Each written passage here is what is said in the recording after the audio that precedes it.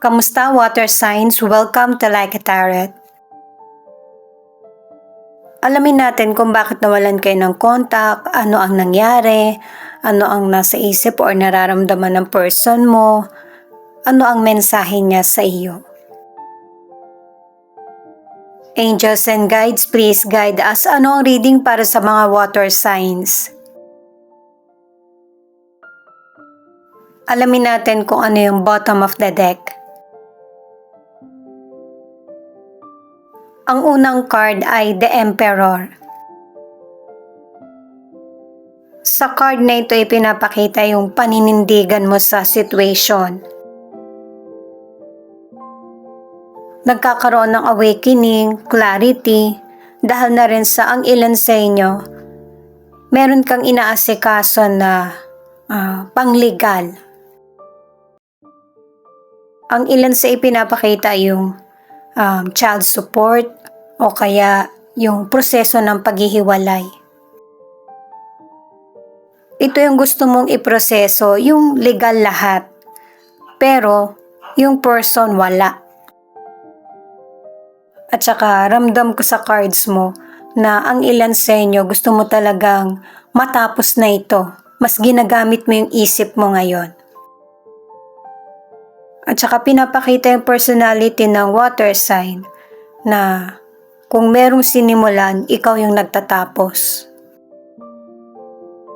At saka pinapakita rin ng cards mo na sobra kang nagtitiwala, mapagmahal ka, pero kapag hindi ito nabalik, sobra kang nasasaktan. Nahihirapan ka na rin bumalanse at magtiwala. At saka kahit negatibo yung wala kayong contact, mas nakakabuti pa nga sa iyo. Kasi nga, mas mabilis kang nakaka-recover. At saka meron pang person na nagbibitaw ng salita na buti pa yung multo, nagpaparamdam.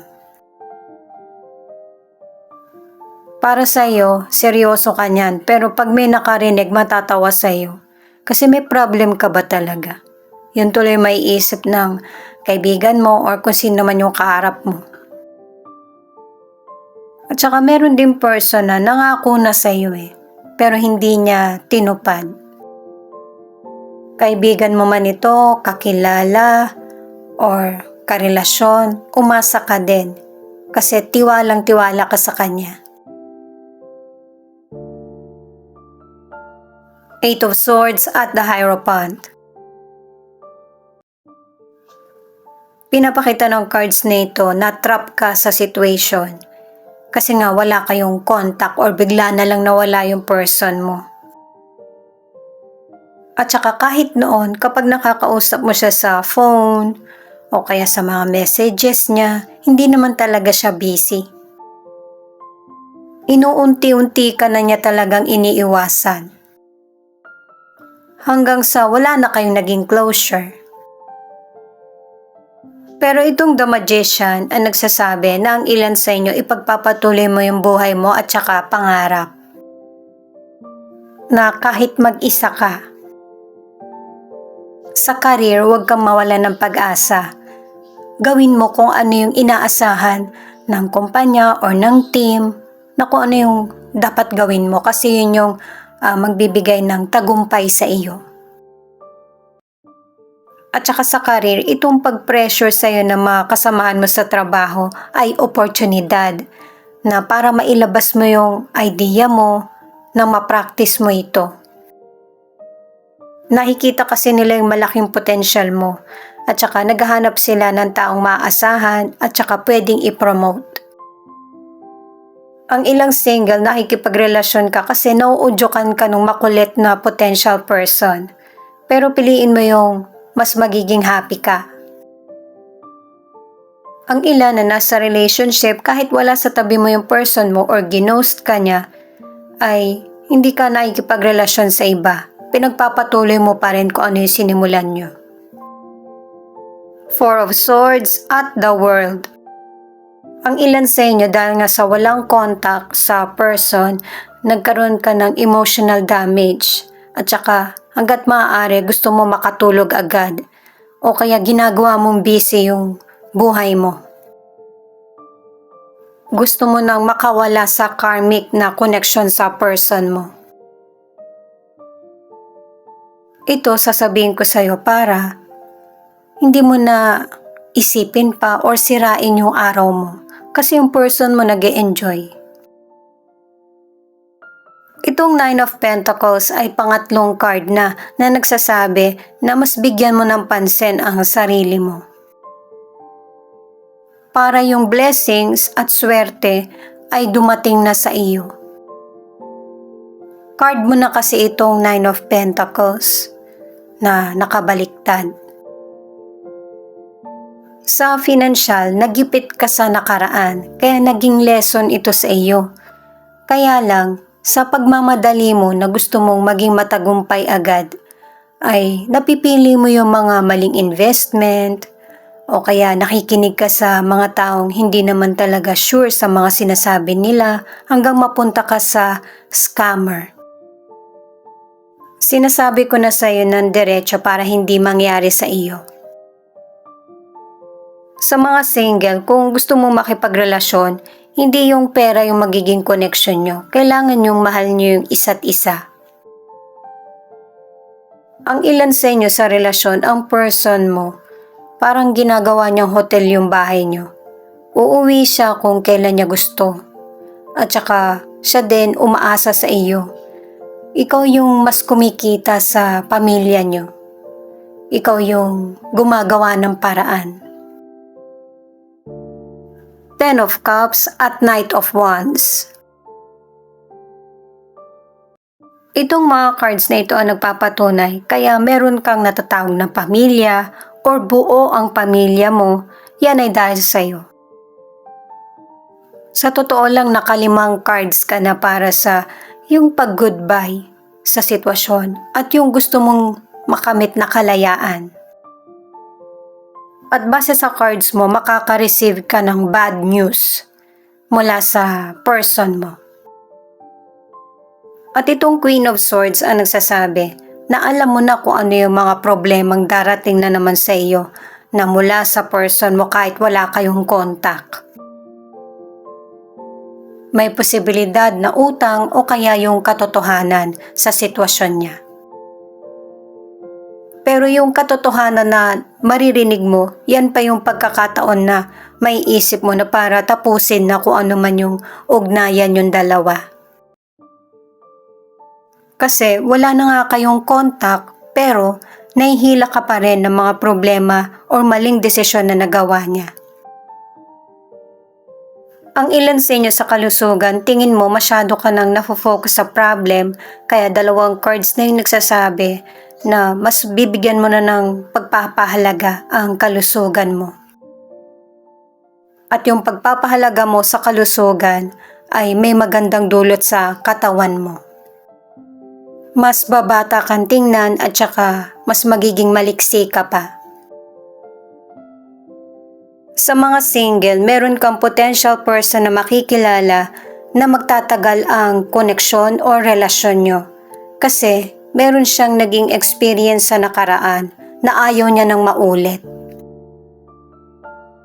At para naman sa ilan na nasa relationship, wala kayong closure ng person mo pero nagpapatuloy ka na happy at matatag yung pamilya na binubuo mo. Nakapag-adjust ka na rin na kahit mag-isa. Ang ilan naman sa relationship ay patuloy na nagiging maayos ang relasyon niyo ng person mo. Nagkaroon man ng problem ay sinisikap niyo na magkaroon ng time together. Ito naman yung message ng person mo sa iyo. May ginagawang aksyon itong person mo para ma-check ka niya. Gumagawa siya ng fake account, naka-2 cards na nga eh. Pero too late na kung a-action man siya na para magbigay ng oras sa iyo. Kasi ang ilan, focus ka na sa mga priorities mo at saka yung pag-progress sa buhay. Itong card naman na ito ang nagsasabi na may naiisip yung person mo na para matanggap mo siya ulit. Yun bang regaluhan ka niya or ituloy na yung mga ipinangako niya? Kasi may mga lovable na qualities ka na ngayon lang niya nakikita. Kung gaano ka ka-attractive, amazing na person. Itong person mo, marami siyang hiling sa universe or Diyos na gusto niya magkaroon ng katuparan. Ibinigay na sa kanya. At ipinapaunawa na marami siyang masasaktan na tao dahil sa mga nais niya or desisyon. Hindi kasi laro yung buhay na kapag gusto mong umalis, aalis ka, kapag gusto mong bumalik, babalik ka, hindi ganun. Ito yung message ng person mo, yung mystical cards, na kaya pala niya gustong bumalik or makipag-contact sa'yo, nakikita niya kasi na happy na yung situation mo. Kahit na magustuhan mo man siya or hindi. Pero di ba sa mga naunang cards, sinabi na gusto mong legal. Kung ano man yung dapat niyong pag-usapan na karapatan. At itong last card ang mensahe ng person mo na gagawa pa rin siya ng paraan na para makadistract sa mga plano mo.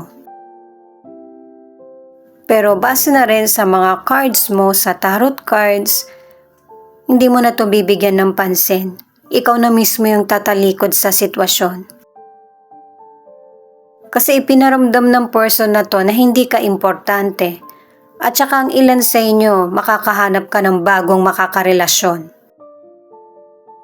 Na ibang-iba sa person na ginost ka or hindi ka na kinontak. Ito naman yung charms. Merong zodiac na ipapakita, pero ito yung ilang zodiac na nangunguna sa 12 signs para sa reading na ito. Aries, maybe ito yung zodiac sign ng person mo. Ito yung nangunguna sa 12 zodiac sign. Palaging pinapakita ito. Slice cake, sweets. Mukhang ito yung kinakain ng ilan sa inyo sa ngayon kasi holiday. At saka mukhang nai-enjoy mo yung buhay mo ngayon. Ito naman ay spiritual. Ibig sabihin, ang ilan sa inyo, mas ginugugol mo yung oras mo or panahon sa pagdarasal. At saka ito yung tradisyon na nakagisna ng pamilya na kahit iba na yung generation ngayon ay pinagpapatuloy nyo pa rin.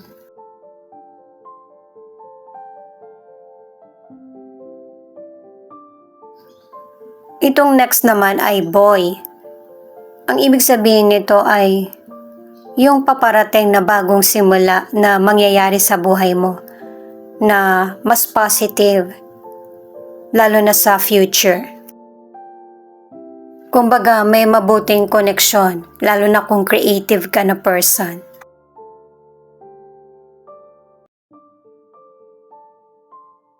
Itong heart naman ay gagawin mo yung mga bagay na makakapagpasaya sa iyo at saka magpapakalma sa isip at damdamin mo. Patungkol pa rin ito sa spiritual at saka ang ilan sa inyo mukhang nasa malayong lugar ka. Yung merong magandang simoy ang hangin. Pangalawang warning na ito na merong person na pipigilan ka para hindi ka maging matagumpay. Isa lang naman yung pinag-uusapan natin, di ba, yung patungkol sa no contact. Itong girl naman, ang ibig sabihin ay napaka-religyoso mo. At saka yung paniniwala mo, anuman ang religion mo ay hindi nagbabago. Kahit na marami kang pinagdaraanan na stressful na sitwasyon. At saka positibo rin ang pananaw mo sa buhay. Itong B naman, magiging busy ka at saka merong teamwork, communication at saka ipapakita mo yung pagiging creative mo. lalo na sa career o kaya sa negosyo. Itong next naman, pangalawang word na ito, na protection. Kailangan mo yan pangontra para maprotektahan mo yung sarili mo sa mga taong merong masamang intensyon sa iyo. Mga palipad hangin, at para hindi ka rin tabla ng kung anumang spell.